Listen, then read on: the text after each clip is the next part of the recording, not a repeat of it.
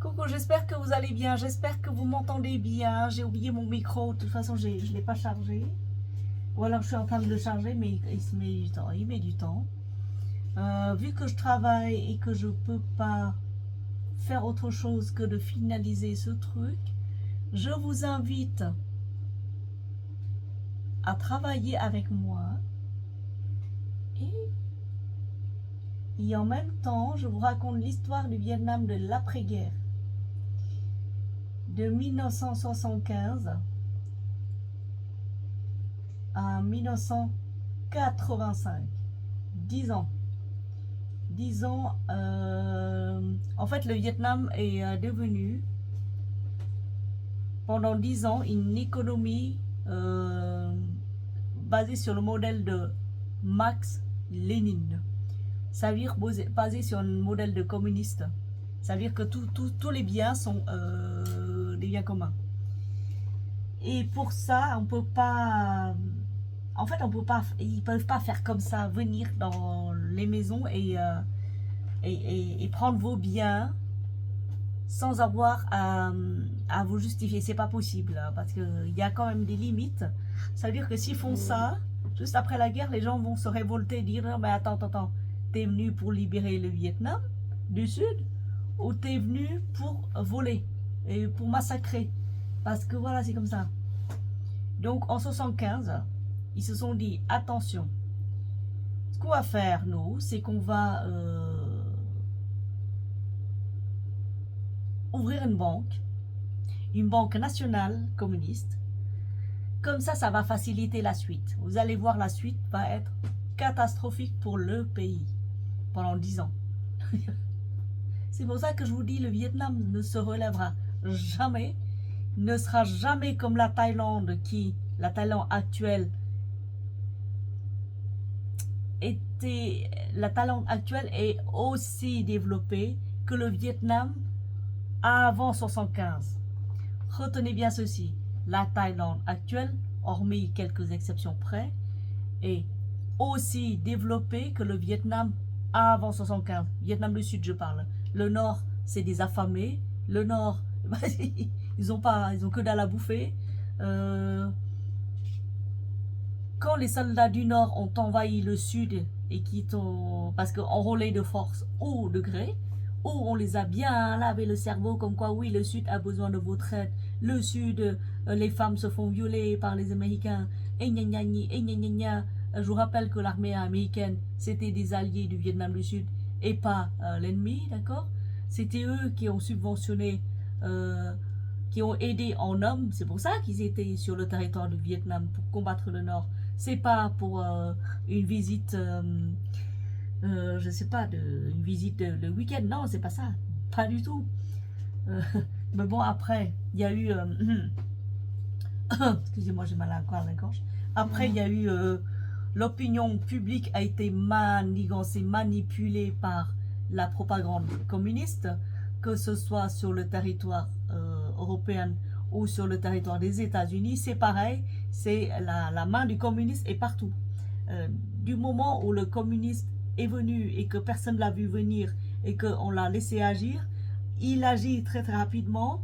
C'est comme un genre de méduse. Vous savez, les méduses, ils ont des tentacules partout. Insidieusement, ils vont semer dans votre esprit comme quoi, oui, l'Amérique c'est mal, la liberté c'est mal, il faut que ce soit à égalité. D'ailleurs, ce concept-là a été décrit dans un roman qui s'appelle 1984, Big Brother vous regarde. Si vous avez eu la chance de lire ce livre-là, moi j'ai jamais réussi à le terminer, parce que ça me dégoûte, parce que je connais le système. Donc voilà, bref. Oui. Et après,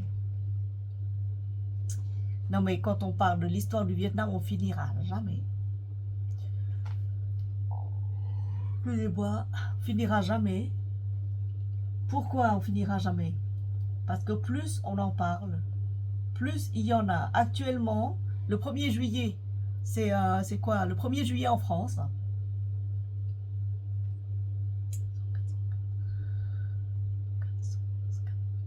Oh là là. Le 1er juillet en France, je vois ma fiche de paye diminuer dans le net à payer.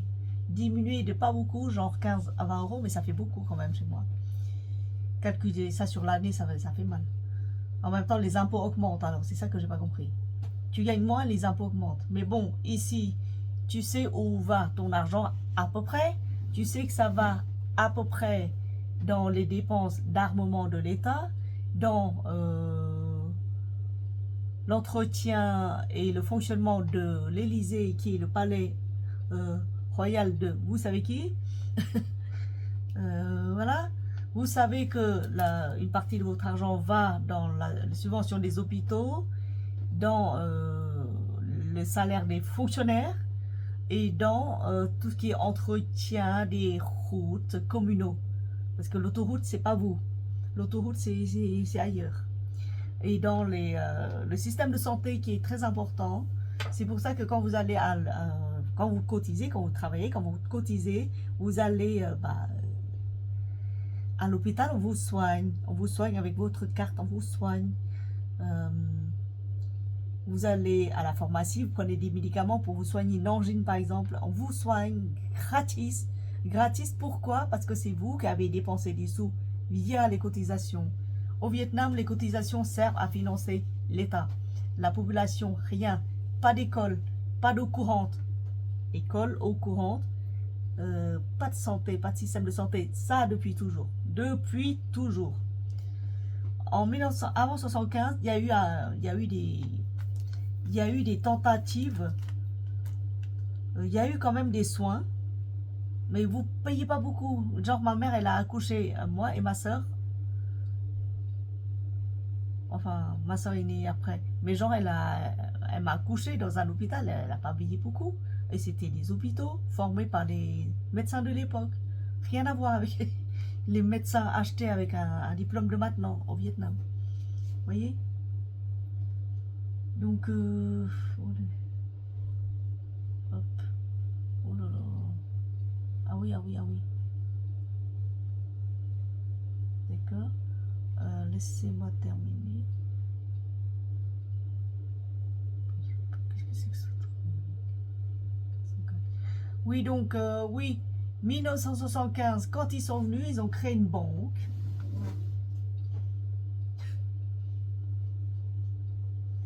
Ils ont créé une banque. Ils ont dit, on va commencer par là, créer une banque. Ouais, ok, c'est très bien. Sachant que le Vietnam, à l'époque, était basé sur une économie du marché, c'est-à-dire qu'il y avait des usines, il y avait tout un système économique, un maillage économique hyper performant, qui poussait le Vietnam vers le haut. Hein. Et du jour au lendemain, ils ont dit, on va créer une monnaie nationale. Très bien, il n'y a pas de problème, jusque-là, tout va bien. Une banque nationale, très bien, tout va bien. Les gens, pour ceux qui ont pu s'enfuir le 30 avril 1975, ils se sont enfuis. C'est très bien, c'est parfait. Pour ceux qui restent, ils continuent à travailler, ils vont dans les usines. Les patrons des usines des patrons qui dirigent, vous savez, les usines de savon, les usines de fabrication des voitures. Oui, il y a des voitures. Les usines de fabrication des pneus, il y avait Michelin et tout ça. Et il y avait fabrication des vélos, du savon, des dentifrices, de la pâte à tartiner, mais que sais-je, n'importe quoi. Tous ces usines-là, il y a des patrons, ces patrons, ils ont des capitaux. Alors, changement de monnaie, mais avant de changer la monnaie, ils ont verrouillé toutes les frontières. Nord, sud, est, ouest, tout.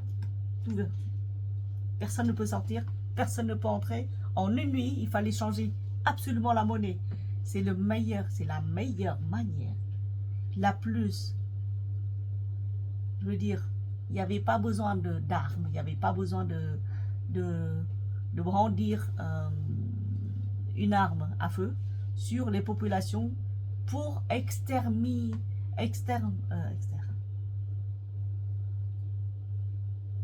Terminator.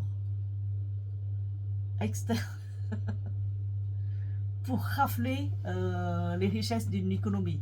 Il n'y a rien de plus malin que de créer une monnaie et de convertir la monnaie avec l'ancienne monnaie. C'est-à-dire que si vous êtes patron, c'est pas très grave. Hein. Vous avez 1 milliard, c'est pas très grave. Vous ramenez les 1 milliard, vous faites un dépôt en banque. Mais attention, vous ne retirez que, en échange, que 20 euros. L'équivalence, ou 200 euros. Par personne. Dans une famille, si vous êtes 200 euros, si vous êtes 3, c'est 250. Du jour au lendemain. Les patrons qui restaient encore, qui n'ont pas pu s'enfuir, qui ont des employés, bah ils n'ont plus de sous pour payer leurs employés, ils n'ont plus de sous, ils n'ont plus rien, c'est les usines à l'arrêt. Ça s'appelle s'attaquer au capitalisme. Ils qualifient ça s'attaquer au capitalisme pour un système communiste, pour un système égalitaire. Très parfait. Donc du coup, il y a eu des suicides, évidemment, parce que les usines, c'est... Le patron, son usine, c'est toute sa vie.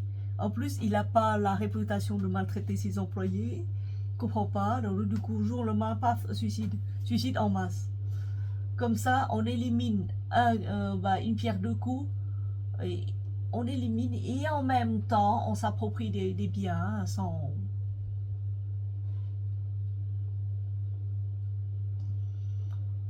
lever le doigt. Voilà, juste création de monnaie, échange de monnaie, et paf, tour de magie. Du jour au lendemain, l'économie du marché devient une économie. Il n'y a plus d'économie, il n'y a plus rien. Ça tourne plus, il n'y a plus de sous. Voilà. Et en même temps, il y a eu création du plan quinquennal. Plan quinquennal. On dirait un truc du URSS. D'ailleurs, les cadres du Parti communiste ont été formés en URSS avant de venir faire suer le Vietnam du Sud. Ils étaient tous des URSS. Voilà. Pauvres URSS, pauvres Russes. Moi, je vous plains hein, à l'époque. Je vous plains, mais grave, grave. Pauvre Vietnam, je vous plains aussi. Oh. Donc, oui, dans 76, 75, création de la banque, changement de monnaie, et c'est tout. Voilà. Vous démerdez, vous débrouillez, la plupart sont déjà emprisonnés, la plupart sont déjà envoyés dans les camps de concentration, dans les zones à développement économique, Koh Lanta et autres. Il reste quelques réfractaires, mais bon, on va les laisser faire. De toute façon, la population n'a pas besoin de manger ni de boire, d'accord? Ça veut dire que du jour au lendemain, si vous êtes producteur de riz, comme la plupart des sudistes, eh ben, il n'y a plus de production de riz parce que si vous produisez du riz et que vous ne pouvez pas vendre sur la place du marché parce qu'il n'y a plus de sous, eh ben, vous ne vendez pas, hein. vous stoppez tout. Vaut mieux ne pas vendre que... c'est pire que... Moi, je vous dis, les colons français, c'est de la gnognotte à côté. C'est de la gnognotte à côté des communistes. C'est rien. C'est pour ça que les Viettes sous colonisation française, ils n'ont jamais pensé à s'enfuir. Ils ont dit, oh ces blancs sont pas assez méchants, ça va, tant qu'ils nous foutent la paix, etc.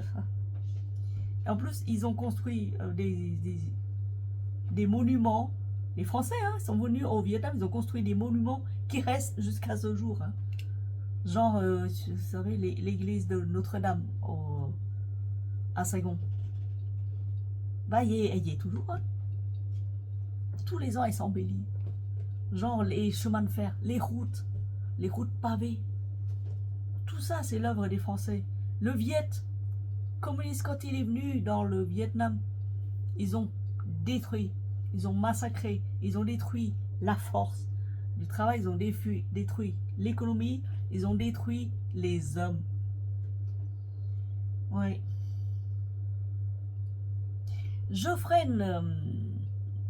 vous ferai un retour Ou plutôt, je vous retracerai. Là, c'est juste 3 changements de monnaie. Hein.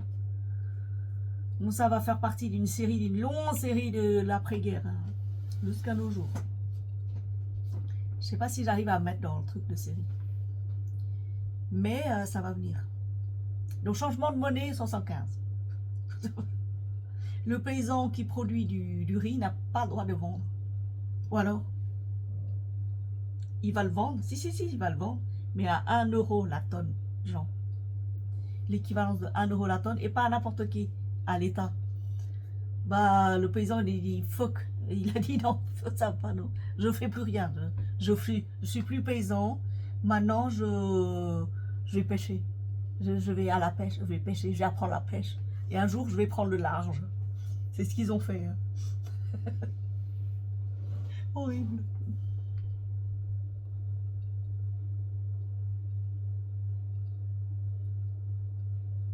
Ouais.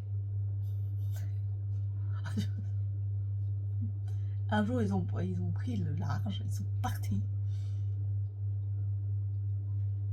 En parallèle, se développe une économie de marché noir. Alors pareil, le marché noir, il y a une répression concernant le marché noir, c'est-à-dire que si vous vous promenez avec plus de 2 kilos de riz dans votre sac, ça y est, vous êtes catégorisé marché noir. Quoi? Bah oui, tu m'étonnes. À l'époque, c'était 150 grammes de riz par personne et par jour. Ou 1 kilo tous les semaines ou toutes les 2 semaines par famille. Oh là là. Donc du coup, en parallèle, il y a eu des marchés noirs. Et la population, c'est comme ça qu'elle s'est soutenue entre elles dans le sud, marché noir. Alors il y avait des marchés noirs partout. Il y avait des marchés noirs dans tous les coins de la rue. Il y a du marché noir à tous les étages.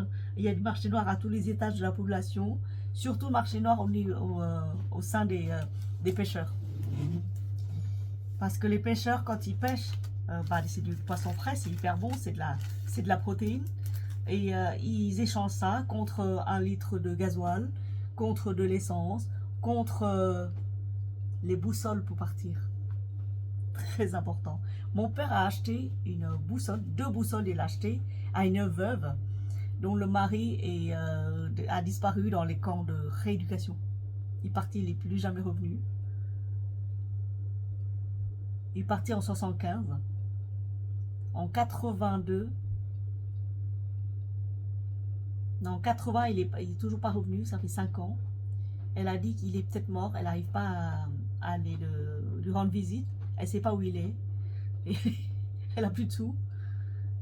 Tout ce qui lui restait, c'était 2 boussoles. Son mari était commandant. Commandant des navires sous l'ancien régime. Donc pour subsister, elle a besoin de l'or. De l'or, c'est même pas des sous, parce que les sous, ça ne vaut plus rien. L'inflation galopante a fini par atteindre entre 75 et 85 2000%. C'est-à-dire qu'en 75, avec 1 euro, vous allez pouvoir acheter une baguette. En 85, eh ben, pour acheter une baguette, il faut 2000 euros. Vous imaginez? C'est pire que l'Allemagne. C'est pire que l'Allemagne de l'après-guerre. C'est horrible. Où vous allez acheter 1 kilo de patates, fallait transporter un chariot de billets. Tellement la monnaie était dévaluée. Horrible. Donc la veuve avait demandé de l'or pour ses boussoles. Elle a dit, moi, je ne peux pas vendre comme ça les biens de mon mari. En argent, c'est pas possible. En nourriture, je ne peux pas stocker à la maison parce qu'ils viennent tous les jours vérifier si je ne suis pas en lien avec d'anciens résistants. Donc je ne peux pas stocker quoi que ce soit chez moi. Je veux de l'or. Parce qu'avec de l'or, je peux partir. Pour emmener mes enfants, je peux partir. Je me démerderai, qu'il a dit. Parce que mon père ne peut pas l'emmener. C'est une veuve. Une veuve avec ses enfants. Mon père, il a déjà son bateau plein. Il ne peut pas emmener le reste. Il lui manquait que 2 boussoles, une petite et une grande. Il a payé 10 taels d'or. Pour les 2 boussoles. 10 taels d'or. 10 taels d'or à l'époque. Il fallait les sortir en plus, hein. Le père est riche. Hein. C'est parce qu'il est pêcheur, c'est parce qu'il a développé un réseau de marché noir. C'est dans ce marché noir, il m'a ramené des bouquins, il m'a ramené des livres à lire, il m'a ramené des cahiers, il m'a ramené des stylos, il nous a ramené plein de trucs à ma soeur et à moi. Il nous a ramené des cahiers blancs, cahiers blancs, là, blancs. Parce que les cahiers qu'on nous donne pas, qu'on nous fait acheter pour aller à l'école, c'était en papier recyclé qui pue. On dirait de papier de toilette. Oh là là, moi je vous dis, changement de monnaie en 75. Après, en 78, ils se sont dit, ah non, mais les Viettes, ils sont encore riches. Hein. Malgré le fait d'être expropriés, malgré qu'on les envoie dans les camps, dispatchés partout, on a pulvérisé le noyau familial, on a envoyé des fils, les filles, on les a violées, c'est bon, et ils n'arrivent plus à survivre. Mais quand même, ils sont riches. Hein. Ils sont riches, hein, ces Viettes du Sud. Hein. Non, on va changer encore une fois la monnaie. Bah, rebelote, ils ont changé de monnaie. Ils ont fait la même chose, c'est-à-dire que tu as 1 million, tu as 2 millions de monnaie, et ben tu vas les mettre dans la banque. On va te le rendre 30 ans après, parce que si tu veux retirer, et ben il faut justifier pourquoi tu dois retirer. Si c'est pour payer tes employés, et ben tu n'as pas le droit d'avoir des employés déjà. Donc c'est pour payer quoi? Bref. Vol, c'est un vol, c'est une mainmise sur toute l'économie du sud du Vietnam. C'est fini. Le sud, ça il n'y a plus. C'est pourquoi le sud est devenu un des pays les plus pauvres sur la planète. Parce que d'une part, embargo des États-Unis. Oui, parce qu'ils se sont dit non mais on ne va pas traiter avec des communistes. Embargo, paf, direct. Il n'y a plus personne qui converse avec eux. C'est fini. Pays totalement isolé. En une nuit, changement de monnaie, c'est-à-dire que la veille, il faut sécuriser les frontières, que personne ne sort, que personne ne rentre. Comme ça, on va rafler tous les sous, on va leur donner ce que nous voulons bien leur donner. On va faire tourner la planche à piller à fond et on va échanger la monnaie comme ça. Voilà. Rebelote famine, rebelote beaucoup de famine. Les plus dures, les années les plus dures, c'était dans les années 80, je m'en souviens, c'était les années les plus dures. C'était papa allait à la pêche de plus en plus long, il poussait de plus en plus loin vers dans les hautes mers pour avoir du poisson. Son bateau était tombé en panne une fois, il n'a pas réussi à rentrer. Les copains ont dû venir le chercher et le ramener. Oh là là.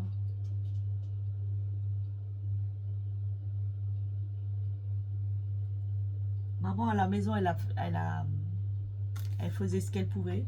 Elle achetait des vieux fruits, des fruits un peu abîmés, elle les revendait. Elle y allait très tôt le matin, genre 3 h du matin. Elle et moi, on se réveillait déjà, quand les petites sœurs dormaient encore. Et puis on marchait comme ça au marché. Là où il y a un genre de rangis, où dans le sud, ils échangeaient encore beaucoup des fruits. Donc elle prenait des pastèques, des melons d'eau, des trucs comme ça. Et mais un peu abîmés. Donc elle les revendait pas trop cher, juste pour avoir quelques centimes pour nourrir, pour avoir un peu de sous, pour, voilà, pour acheter des trucs quotidiens. Vous ne pouvez pas compter toujours sur le père. Bah, c'est comme ça, hein. Il rentrait de moins en moins. Tous les 3 mois, il rentrait. Il partait en mer, tous les 3 mois, il rentrait. C'était dur. Mais quand il rentrait, c'était poisson en abondance. C'était le marché noir qui revit.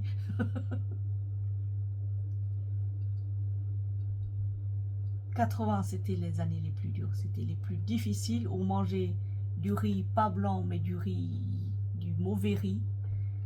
Du riz importé de je sais pas où. Et avec, vous savez, n'importe quoi cuit avec du nukmam caramélisé. C'est comme ça on mange avec une banane. C'est notre repas. Waouh. Les enfants tombaient malades, il n'y avait pas de médicaments. Il n'y avait plus de médicaments. Tout était à l'arrêt. Il n'y avait pas de savon. Des savons propres, il n'y en avait pas. Des savons qui sont bons, il n'y en avait pas. Malgré cela, le Vietnam survit, quand même, le Vietnam du Sud, parce qu'il y a tout un réseau de marchés noirs. C'est grâce aux marchés noirs, qui sont souvent à très haut risque, que le Vietnam subsiste encore. 1985, rebelote, changement de monnaie. Et là, ils ont réussi à mettre à genoux le pays. Ça y est, c'est fini, c'est mort. 85. Et là, ils se sont rendus compte que mince, alors si on met à genoux un pays, ça veut dire que nous aussi, nous communistes, on n'a plus à manger non plus. Après, ils rétro-pédalent. Et après, quand ils ont vu la vague des boat people et la pression internationale, ils ont comme quoi, mais pourquoi vous massacrez comme ça vos populations? Vous êtes des vainqueurs, vous n'avez pas besoin de massacrer qui que ce soit. Un vainqueur ne massacre personne. Normalement, quand on fait ça, c'est-à-dire qu'on a peur, qu'on a vraiment peur, c'est comme ça qu'on massacre les gens. Mais un vainqueur, il n'y a pas besoin de massacrer. Pourquoi la population continue à fuir par les mers et que l'Occident supporte le poids de vos massacres? Eh ben, il faut faire quelque chose, ça va pas, non? Et en même temps, la diaspora qui était partie dans les années 80-75 avait travaillé, avait beaucoup de sous, envoyé au Vietnam, nourrir leur famille, leur population. Donc il y avait des dollars qui circulaient de nouveau. Mais malgré ça, le pays n'arrivait pas à se relever à cause de ce système communiste. Oui, parce que produire 1000 tonnes de riz et vendre les 1000 tonnes sous la barre de coût de revient, n'importe quelle économie court à sa ruine, c'est normal. Voilà. Sans compter les terreurs imposées, sans compter le lavage des cerveaux dans les écoles, même y compris en Occident. Lavage des cerveaux en Occident. Lavage des cerveaux aux États-Unis pour dire oui, non, mais le communisme c'est bien, gna gna. Je ne sais pas si vous vous souvenez de la chasse aux sorcières dans ces années-là, aux États-Unis. Les États-Unis ont juré qu'il n'y aurait plus aucun épisode de communiste sur leur territoire. Parce qu'avant, il y en avait. Là, ça revient de nouveau. Hein. Là, ça revient, c'est dangereux. Hein. Même en Occident, c'est dangereux. Il y a une propagande communiste. Disons comme quoi, oui, non, mais Vietnam, c'est bien. Vietnam... 419-401. Vietnam, c'est développé. Je suis désolée, t'es encore moins développé que la Thaïlande, qui était moins développé que le Vietnam du Sud. Il y a en 75, avant 75, la Thaïlande a pris une avancée phénoménale. Corée du Sud a pris et a percé, mais percé genre skyrocket. C'est-à-dire qu'il perce quoi. Vietnam, au lieu de percer, il perce, mais dans l'autre sens, en enfer. Oui, donc non, tu ne vaux rien. Tu ne vaux même pas. Vietnamien, les Vietnamiens, je vous plains, vraiment je vous plains. Avec un système comme ça, je ne sais pas pourquoi est-ce que vous vous êtes pas réveillés plus tôt. Je sais pas. Nous, on n'a pas pu parce que on n'avait pas d'armes. À l'époque, c'était vraiment non, mais vous, maintenant, vous êtes intelligent, il faut se réveiller, quoi. Je veux dire. On est à l'ère 4.1 maintenant. Vraiment, on est à l'ère 4.1, il faut vraiment se réveiller. Mais non, ça n'a pas l'air. Hein. Les plus riches continuent à être riches. Les plus pauvres, les riches, c'est quoi? C'est les 10 millions, c'est la famille des communistes et assimilés. C'est satellite. Les autres, les 90 millions, les enfants meurent de faim. Les grands-mères bossent jusqu'à 150 ans. Dans la plus grande des misères. Mais, et oui.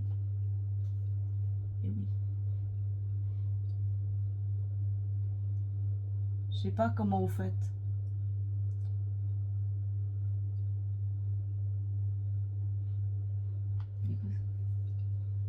Pourquoi ici? Ah oui, hop. Ah, moi je vous dis,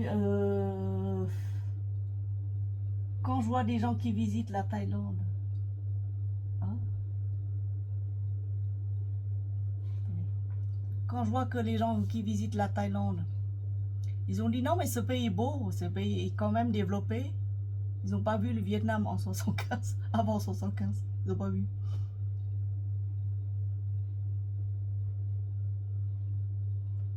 Vraiment, ils n'ont pas vu, ils ont pas vu. Et si le Vietnam du Sud était tranquille, n'avait pas de guerre, n'avait pas de violence, n'avait pas été colonisé par les communistes, je pense que le Vietnam du Sud aurait surpassé le Japon actuellement. C'est ma conviction, c'est mon humble avis.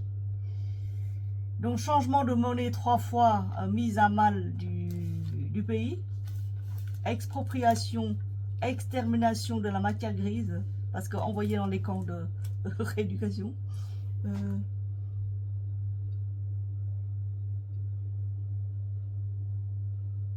Boat people. La cause. C'est aussi la cause de nombreux boat people. La fuite vers les terres. La fuite vers les mers. La mort dans les mers. La violence des pirates thaïlandais envers les Vietnamiens. Franchement, le système communiste, c'est un système démoniaque. Le jour où il y aura une cour internationale qui va juger ces gens-là, j'aimerais que ce jour-là, que je sois encore vivante pour assister à leur chute, à la fin de leur crime. Parce qu'actuellement, le crime continue. Le crime, c'est quoi? C'est au 1er juillet, ils ont changé 10 lois. Ils ont déjà avant, mais bon, personne ne les appliquait parce qu'ils trouvaient ça ridicule. Mais complètement idiot, stupide. Une des lois qu'ils ont pondu là récemment au 1er juillet 2026 et que applicable de suite, mais de suite, c'est vous n'avez pas le droit de passer la nuit en dehors de chez vous, chez un voisin, un copain, n'importe, chez votre mère, votre père, votre copine, n'importe, même faire une fugue, vous ne pouvez pas, sans avoir été déclaré au poste de police avant minuit ou avant 11h du soir. À minuit pile ou à 2h du matin, on vient, on fait la ronde, et si on vous voit que vous n'êtes pas à votre place, c'est-à-dire dans votre lit, chez vous, mais dans le lit du voisin, amende, genre 150 €. Emprisonnement, si on vous soupçonne d'autre chose. Ça, c'est une de leurs lois. Moi, je vous dis, le système communiste est de pire en pire. Faut pas rigoler avec ça. Le système communiste, les communistes avant en 75, quand ils sont venus au pays, ceux-là sont pas tout à fait dangereux, pas encore. Même s'ils ont fait un peu plus de 20 millions de morts sur le territoire du Vietnam, parce que voilà, c'est comme ça. Pas encore, c'est pas tout à fait méchant. Vous voyez ce que je veux dire? Aujourd'hui, le système communiste vietnamien est très très violent, méchant. Pourquoi? Parce que ils ont l'aide des étrangers, ils ont des capitaux massifs qui entrent dans le pays, et ils ont un occidental qui, lui, complètement ignare, complètement idiot. Au lieu d'investir dans son pays, il va au Vietnam, il investit. Je crois pas, j'ai rien compris. Mais c'est comme ça, hein, quand on est gentil, et quand on est blanc, excusez-moi les blancs, hein, on est idiot, voilà, c'est trop gentil, trop idiot, voilà, c'est comme ça. On se fait arnaquer, on se fait berner, comme toujours, par plus méchants que soit. Les plus méchants actuellement, c'est pas ceux qui lâchent des bombes, non, c'est pas cela. C'est plus sournois que ça. Lisez bien, relisez bien le livre qui s'appelle L'art de la guerre de Sun Tzu, un truc chinois, écrit au 5e siècle. L'art de la guerre, c'est cette méthode-là appliquée par les communistes actuellement pour corrompre le système économique, le système de bien-être, tout ce qui part dans leur lignée planifiée D'accord? Leur but, c'est quoi? C'est exterminer le capitalisme. Communiste ne peut pas survivre s'il y a le capitalisme. Capitaliste ne peut pas survivre s'il y a le communisme. Le Vietnam du Sud vous a démontré par A, par B, par C, par 3 fois le changement de monnaie, comme quoi c'est comme ça. En 10 ans, ils ont appliqué sur le Vietnam un test de grandeur nature pour dire ah non mais c'est finalement l'économie communiste, ça va pas trop faire. Maintenant on va appliquer une économie mixte, ça veut dire communisme, capitalisme, mais surveillez. Big Brother vous regarde. Quand j'étais à l'école en France, hein, le premier livre qui m'a marqué c'était 1984 de George Orwell. J'ai jamais réussi à lire ce bouquin. Jamais. J'ai pas réussi à lire ce livre.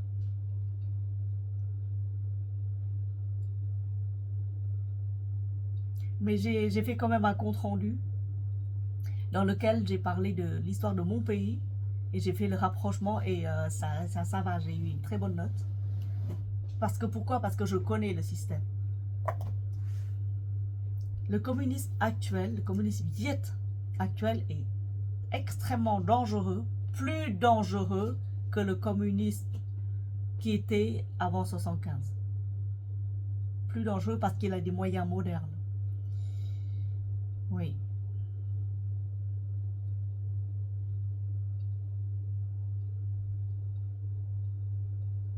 C'est triste, hein? Parce que les moyens de persuasion, le lavage des cerveaux traverse les frontières, atteint une population européenne qui est complètement innocente et qui croit que là-bas c'est plus beau. Moi je viens de là-bas. Je peux vous dire que en France, on respecte les lois. Oui. C'est comme ça. Hein.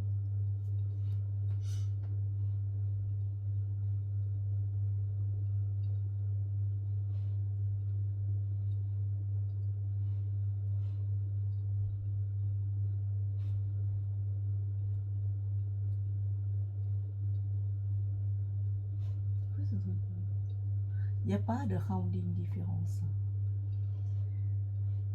Pourquoi il y a des rounding différences? Pas de rounding différence. Il n'y a aucun impact. Qu'est-ce que c'est que ce truc? Laissez-moi vérifier.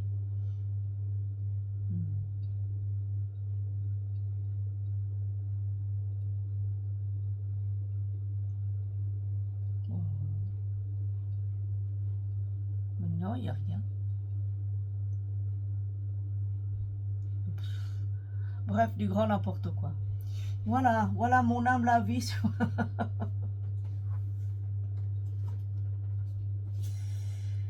Voilà l'histoire du Vietnam, économique, hein, je veux dire changement de monnaie, tout ça. Hein. Prochaine fois, prochain épisode, ce sera... Si je plus. Il y a tellement il y a tellement de crimes commis contre le peuple viet du Sud.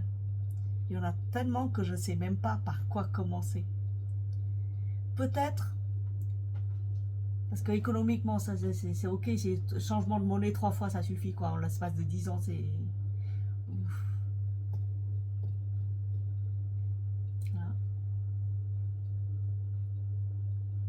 Le Vietnam, les Vietnamiens, c'est des costauds, hein. Je me suis dit, je me rassure moi-même, hein, je me suis dit, 1000 ans de domination chinoise, le Vietnamien moyen ne sait toujours pas parler chinois, c'est rassurant. Il n'y a que des lettrés parce qu'eux, ils ont besoin d'entrer dans la tête des Chinois, ils ont besoin d'apprendre le chinois pour entrer dans leur culture, pour savoir comment ça marche, pour justement les combattre. Ça va. Mais le Vietnamien moyen, lui, il s'en fiche du chinois. 1000 ans de domination. Normalement, il devrait parler les Chinois mieux que les Chinois. Eh ben non, non, non, que dalle, que nini. Donc ça veut dire ils n'ont pas réussi, les Chinois, à nous convertir en Chinois tous. C'est faux. Le Vietnamien résiste. 100 ans, 100 ans de domination, colonisation française. Le Vietnamien moyen, il parle toujours pas français. Il aime les produits français. Il adore habiter dans les maisons françaises parce que c'est du solide, c'est de la qualité. Il en a déjà vu. Il rêve de voyager à l'étranger, il rêve de venir en France, mais ce n'est qu'un rêve. Mais il parle toujours pas français. Donc non, les Français n'ont pas réussi à le convertir. Le communiste vietnamien, je pense pas que vous serez capable de convertir au communisme 90% de la population visible. Un jour, ce système va tomber. En attendant, je vais prier pour que ça tombe tous les jours. Mais je raconte aussi vos méfaits à tous mes abonnés pour qu'elles ou qu'ils sachent que vous voyez, il y a encore des survivants parmi nous. Il y a encore des survivants de ce système parmi nous qui se remémorent et qui racontent la réalité. Oui. Prochaine fois, ce sera les conditions de détention des gens ordinaires qui ont fait un peu plus d'études que le reste de la population. Les conditions de détention et de massacre, j'appelle ça le Terminator. Des anciens soldats viet, ceux-là c'est les pires, c'est des anciens soldats du système sud du Vietnam. Je vous raconterai ça et je pense que ça va être une des périodes les plus douloureuses, très douloureuses. Merci de m'avoir écouté. Dites-moi en commentaire ce qui vous a plu, ce qui vous a marqué. Est-ce que vous croyez que le Vietnam, que les communistes étaient comme ça, ou avez-vous fait une image épinale de ce système? Personne ne croit. Hein. Personne ne croit qu'aujourd'hui, quand chacun ça, ils ont dit ah non, ils ne sont pas méchants. Ah non, ils ne sont pas méchants. Pas du tout. On verra. Oh, le Vietnam est très développé. Quand je vous dis que la Thaïlande est déjà 10 fois, 20 fois plus développée que le Vietnam actuel et que la Thaïlande actuelle n'était pas aussi développée que le sud du Vietnam en 75 et qu'ils ont réussi à transformer le Vietnam actuel en 50 ans, on n'a rien du tout. Voyez le tableau. Voilà. Merci beaucoup, bisous, bonne soirée.